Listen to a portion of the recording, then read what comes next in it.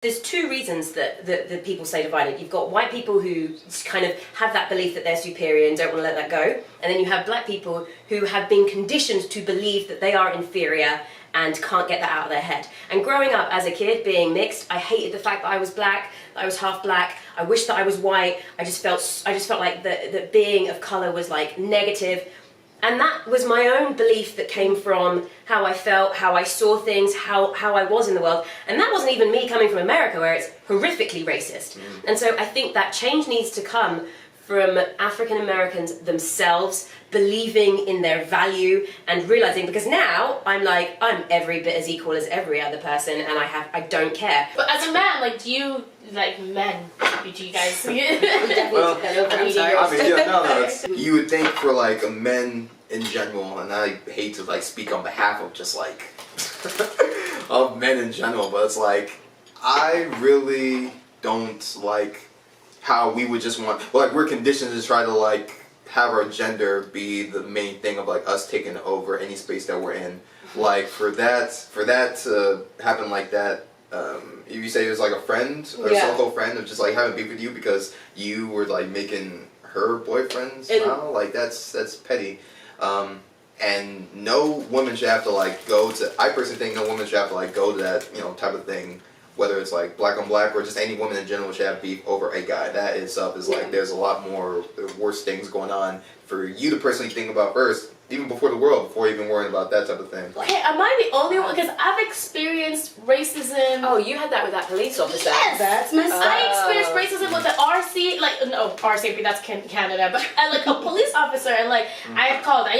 Horrible. It was horrible. That it was, I didn't know how horrible it was until my roommate, who is of white male, blonde hair, blue eyes, so he's like the top, like, you know, if you look at eliteness of a man, whatever. You talking about like Sunshine, like from like just he's from Texas. He was the one who told me, Sia, this is racist. Like, he was the one who told me, and then he confronted the guy, and I was just standing there being like, me being Sia, being like, okay, why are you giving me a difficult time? Oh, he's just having a bad day. Oh, it's okay. But no, full on, like, this man had an agenda. Like, I was like, oh my god. Yeah. Oh my god. Like, this is, I think that's when my eyes opened and was like, this is real in America. Yeah. I think we probably collectively have a filter. I get a filter of racism because I open my mouth and they're like, oh, she's English. That's okay, it's a different kind of black. Somehow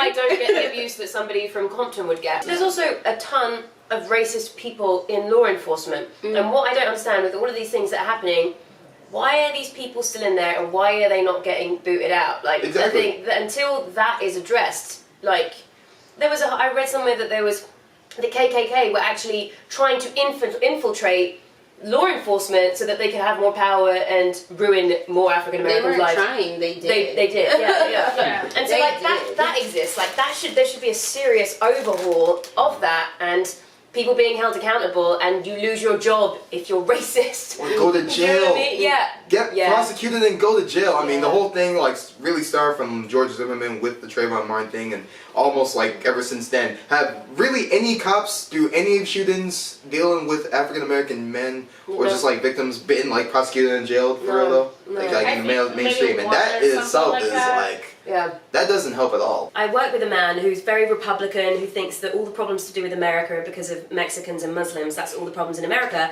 And I'm gonna let you guys talk. And it just blew my mind. So I'm like, and I got really upset. And I was like, you're such a good person, but you've just been fed all this crap for so long that in all that time that you're pointing at everybody else for the problems that America is having, you're forgetting that there's a minority of people that are controlling every aspect of how this country is run, turning you against your fellow American, and then creating all this conflict while they get away with, you know, God knows what. Everything that they're doing, bankrupting the country, making themselves richer, like taking away the rights of Americans, and all the while he's like, no, it's Muslims and Mexicans that are the problem. And I just think it's divide and conquer. So since this is a party, my friend David. Hi, David. Hey, David. What's up, bro? He's gonna join for the ending part of Nice to meet this. you, man. Very Hi, nice to meet you. Hi, Ione. Very nice to meet you all. Hi, David. David's story is so crazy. Oh, He's been cool. everywhere. It's walking into the end of the conversations. Yeah.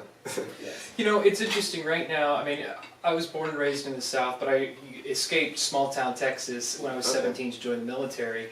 And growing up in a family that's fairly religious and conservative, you know, I heard a lot of choice words all throughout my life. And it was always one of those things where growing up in the Deep South, there's so many communities that are still self-segregating. And it was always kind of sad because you grew up thinking it was us and them, not necessarily us. I mean, us as a whole community. It's just like you have one town, like the next town over, and it's all black, whereas the town that I grew up in was all white. And it was always kind of one of those things where it was just like, we all live in the same community, we're all neighbors, but why are we self-segregating? And then growing up, going into the military where there were no colors, there were no races, we were all green, we were all Americans fighting for the same purposes and the same reason. America, there's so many just lines in the sand that are still so present, and it's us and them, whereas we can have our own cultures, but we don't have to be a melting pot. We don't have to, we can be a mosaic, you know what I mean, where everybody can have their cultures and still get along, because I think that's what makes America so beautiful, is the differences. I guess the reason why with all of this is like people need to just sit, eat, and talk, because I feel like when people are eating, you're not gonna be as angry because it's like this, and you can talk, and I think that that's what's happening. And in a way, I know this sounds horrible. It's probably gonna, I don't know how else to bring it out, but I'm glad that Trump is running because I feel like America forgot the amount of ignorant people that existed in this country. Yeah. Because there's Americans that I've met that are like, I didn't know so many people thought like this, and I'm like, you didn't? Well, thank you guys so much for watching this. I hope you guys learned something, and I really want others out there